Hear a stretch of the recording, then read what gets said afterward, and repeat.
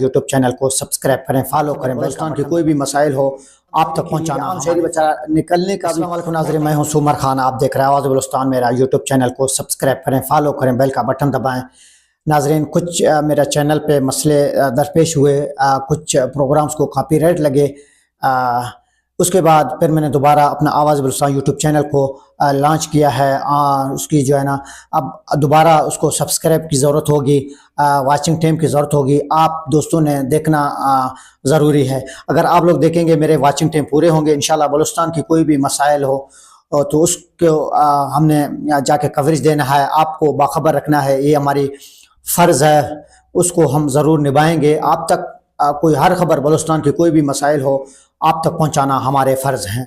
तो हमारा कोशिश भी यही रहता है कि आप तक हर खबर आसानी से पहुंचाएं। अगर आप साथ आपको ये बताता चलूँ, आज का मौजू मेरा ये है कि नशई आदि अफराद हैं, वो शहर में पूरा फैल चुके हैं। पूरी शहर में सरेआम घूम रहे फिर रहे होते हैं, चोरियां भी करते हैं, डकैती भी करते हैं, लोगों को तंग भी करते हैं, ख़वातीन को डराया जाता है और बच्चों को डराया जाता है। इनके खिलाफ कोई कार्रवाई नहीं की जाती। सरिया में एक कुल्ली कचहरी रखी गई थी आगा उमर साहब की सरबराही में, उसमें आला अफसरान मौजूद थे। वहाँ पे डीसी साहब का कहना था कि जी हमारे पास मसाइल बहुत हैं, वसाइल कम हैं, और ये भी कहा कि हम नशे आदि अफराद को गिरफ्तार करते हैं, उनको ले जाते हैं। थाने वाले कहते हैं कि जी हमारे पास जगह नहीं है, वहाँ से फिर जेल शिफ्ट किया जाता है, वहाँ पे भी यही कहा जाता है कि हमारे पास भी जगह नहीं है। फिर वो छूट जाते हैं, फिर वही अपना नालों में, गलियों में, कूचों में फिर रहे होते हैं, चोरियां भी करते हैं, मैंने कहा डकैतियां भी करते हैं, लोगों को तंग भी करते हैं। कोई भी बच्चा अगर स्कूल जा रहा होता है उनको भी तंग करते हैं। इसका मेरा कहने का मकसद ये है कि फौरी तौर पे इनके खिलाफ एक्शन लेके कार्रवाई की जाए। जो नशे आदि अफराद हैं वो पूरा शहर में फैल चुके हैं।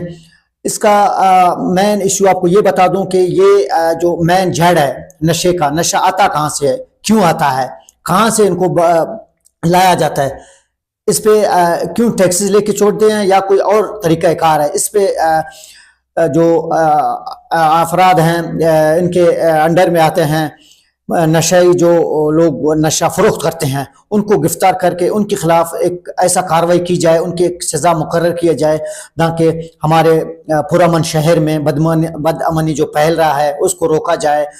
ये जो नशे आदि अफराद हैं, लोगों का जीना ऐसा बनाया कि आपको कैसा मैं बयान सकूं। जैसे ही आप घर से निकलते हैं रात के टाइम 8 बजे के बाद, कहीं पे कोई नशे अफराद हाथ में छुरी लेके खड़े होते हैं, भाई आपके पास जो कुछ है, पैदल अफराद बेचारे परेशान हो जाता है, जो उसके पास जो कुछ है वो उसको नशे अफराद को दे देते हैं। उसके लिए वो चीज़ कोई अहमियत ही नहीं रखता, जाके किसी काबड़ी वाले को दे देते हैं। उसकी कीमत अगर 200 है तो 50 में दे देते हैं।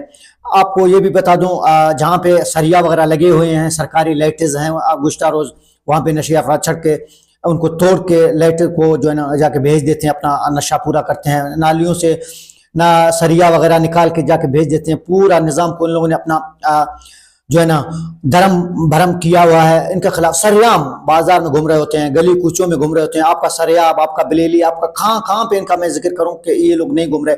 जन्ना रोड पे तो दिन दिहाड़े सरेआम घूमते रहते हैं।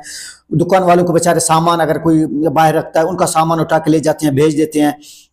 तो ये एक ऐसा नशे अफरादों ने परेशानी बनाया हुआ है आम शहरी के लिए कि आम शहरी बेचारा निकलने का भी मोहताज है कि घर से निकले कि शायद कहीं 2 कदम आगे चल के हमें कोई नशे अफराद हमारा कोई चीज़ नहीं छीन ले। तो हुकूमत को चाहिए, और एक दफ़ा मैं फिर वज़ीर आला बलूचिस्तान सरफराज बुगटी साहब से अपील करूँगा और कोर कमांडर बलूचिस्तान से अपील करूंगा कि इनके खिलाफ फौरी कार्रवाई करके इनको एक ऐसा हॉस्पिटल बनाया जाए। बल्कि ऑलरेडी हॉस्पिटल तो हैं, उसमें गुज़श्ता रोज़ कार्रवाई की गई थी, उस पर मेरे ख्याल में 300 लोगों को पकड़ा गया था, उसमें ख़वातीन भी थे, बच्चे भी थे। उनका अच्छी बात है, उनका इलाज भी किया जा रहा है। मेरे ख्याल में दोबारा अगर उनको छोड़ा तो वो जाके अपना इसी नक्श कदम पे चलेंगे। हुकूमत को चाहिए कि फौरी तौर पे एक और हॉस्पिटल बनाया जाए, उनके लिए एक ऐसा निज़ाम बनाया जाए, उनको काम सिखाया जाए, उनको हुनर सिखाया जाए या उनको पढ़ाया जाए सबक, ताकि उनको कुछ अक्ल आ जाए, उनकी इलाज किया जाए, ताकि वो भी आम शहरी की तरह अपना ज़िंदगी जी सके। आज तक इतना ही। सुमर खान को दीजिए इजाज़त, अल्लाह ने के बाद।